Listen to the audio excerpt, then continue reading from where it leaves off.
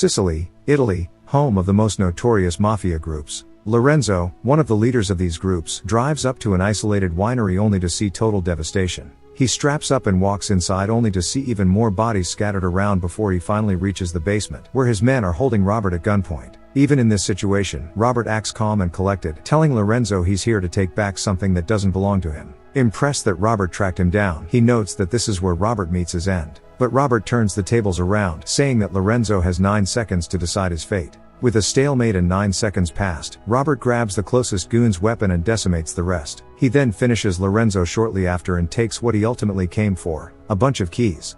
Outside he tells Lorenzo's kid to stay put, but Robert is shot shortly after. He still doesn't bring himself to kill the little man. Robert then contemplates removing himself, but his mission is not yet done.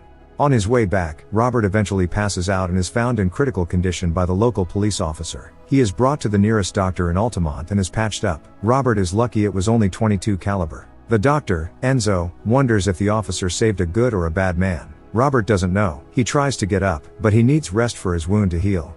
Over the next few days Robert gets the rest he needs and is able to walk again. His wound is healing nicely, but he still needs time. He goes for a walk outside but feels out of place in this small town. Worried about cameras and the police, he finds it difficult to relax. Settling down in a cafe, Gio, the officer who had saved him, introduces his daughter to him. He praises Dr. Enzo for being a renowned person throughout their city. Then, Gio hands back Robert his car keys, noting that he is someone who doesn't poke his nose where it doesn't belong. Later, Robert contacts the CIA's financial operations groups, which monitors suspicious money flows. He reports that Lorenzo's vineyard in Sicily imported 55 crates of wine from Syria, questioning why a vineyard would need to import wine. He hangs up before they have a chance to trace his location. Over the following days, Robert becomes more familiar with the townspeople and observes a biker gang collecting money from several businesses under the guise of protection money. However, he chooses not to interfere. The next day, as he walks by the biker gang again, he witnesses the owner of a fish stand unable to make a regular payment and hears the sounds of a gang leader, Marco, assaulting the owner.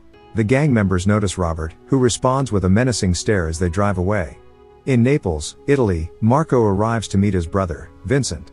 Meanwhile, Vincent, who is the leader of the Camorra Mafia, is aggressively forcing people to sign waivers for eviction. Those who refuse are threatened with death. Marco is Vincent's right hand. That evening, while Enzo and Robert are enjoying each other's company, Robert expresses his desire to cook fish for Enzo. The next day, he visits the fish stand, but the owner refuses to let him pay for the fish, stating that he's a friend of Enzo's. Despite Robert's insistence, the owner does not accept payment. Meanwhile, acting on Robert's tip-off, a team of CIA agents, among them Emma, who had taken his call, uncovers hidden drugs within the bottles and millions in cash stored in the vineyard's basement. What proves most alarming is that this operation had never been on their radar before. Motivated by this discovery, they continue their investigation. Vincent instructs his brother to intensify pressure on Altimont. With ambitious visions of hotels, casinos, and resorts, Vincent's grand scheme involves evicting local residents to take control of the entire Sicilian coast. As Robert finally recovers and gets ready to leave, having grown fond of the town, an urgent alarm spreads among the residents. A fire has broken out. The fish stand, the owner's livelihood, is engulfed in flames. The owner watches in despair as all his life's work burns before his eyes. Robert turns around and sees the biker gang, laughing. Gio reviews the footage and requests more information on the van that is responsible for the arson. After lending a hand to clear the debris from the fish stand, Robert finds solace in a cup of tea at his favorite cafe. There, he bonds more deeply with the cafe's owner, Amina, who, after the cafe closes for the day, introduces him to the authentic side of Italian cuisine and community. Despite the town's small size, its residents are remarkably welcoming and supportive, looking out for one another. Thanks to the collective effort, the fish stand is nearly restored to its former state. The townspeople have come to regard Robert as one of their own, embracing him into their close-knit community. While savoring his tea at Amina's cafe, Robert spots Emma, who has managed to track him down. She inquires about how he came to possess such accurate information regarding the winery's illicit activities. Although Robert remains evasive in his responses, a part of him wishes to share the entire story with her, yet he feels constrained from doing so. Emma probes further, hinting at the intrigue of how she was able to find him. In response, Robert outlines the entire situation, signaling to her that he's not someone to be underestimated. However, as Emma walks away, she calls out his name, leaving Robert pleasantly surprised. Meanwhile, Gio is alarmed by an unexpected call informing him that his daughter left school early. The teacher says an officer had picked her up. He immediately rushes home, only to find a dire situation awaiting him. Marco, alongside his goons, has taken Gio's wife and daughter hostage. This is retaliation for Gio's efforts to gather information about the arson. Marco proceeds to attack Gio, forcing his family to watch the violent encounter. After the assault, Marco issues a chilling threat to Gio, warning him of dire consequences for his family should he meddle in their affairs again. After the beatdown, he recovers at Enzo's place and Robert witnesses the horrendous sight. Enzo explains that the Camorra Mafia is like cancer and there is no cure. They have to live with it.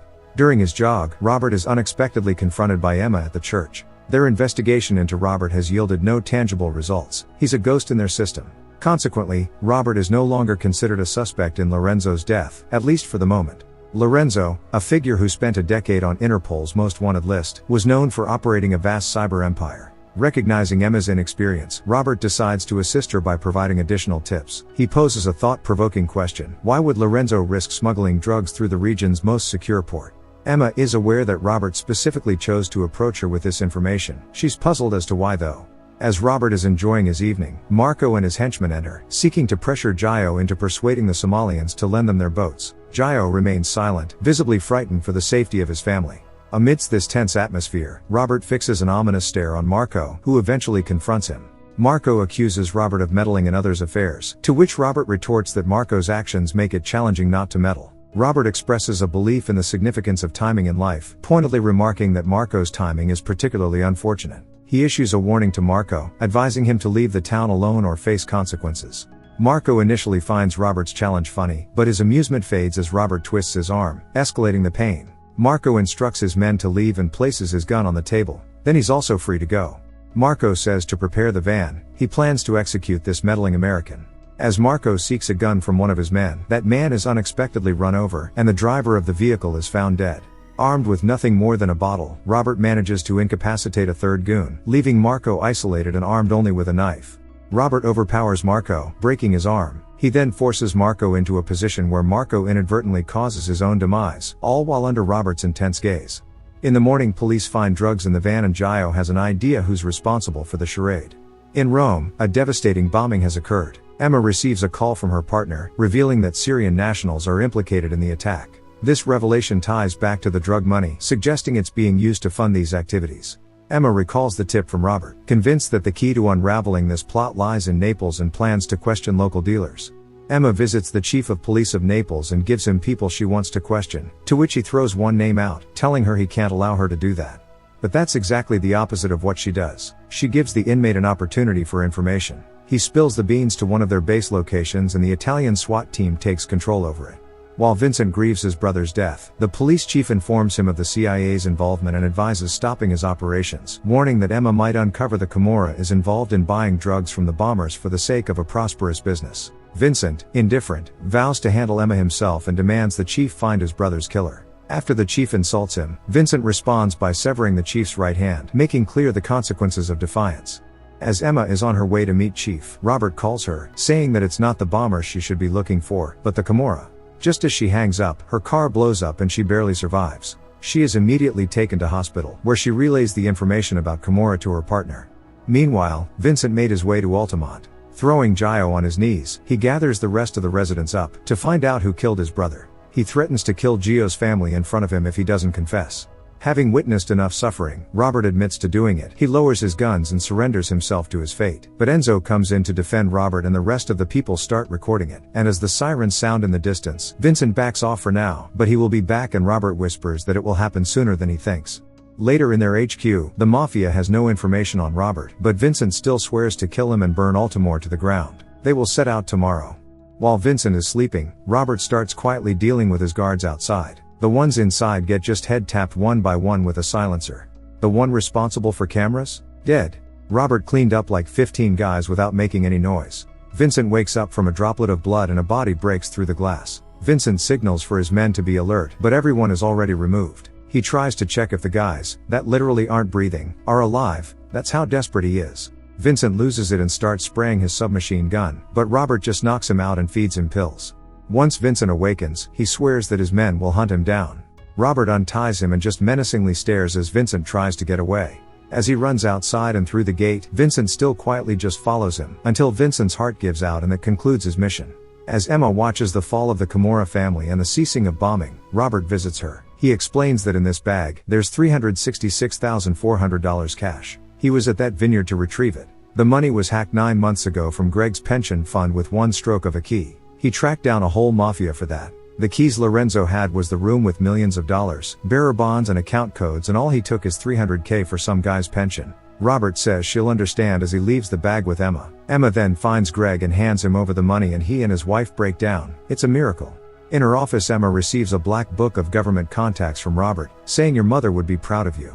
Emma is the daughter of Robert's former CIA colleagues. Robert is enjoying himself at a cafe in Altimont during a local celebration. He's happy and no longer needs to rely on violence. He found his peace. Thank you for watching. Subscribe for more videos like this.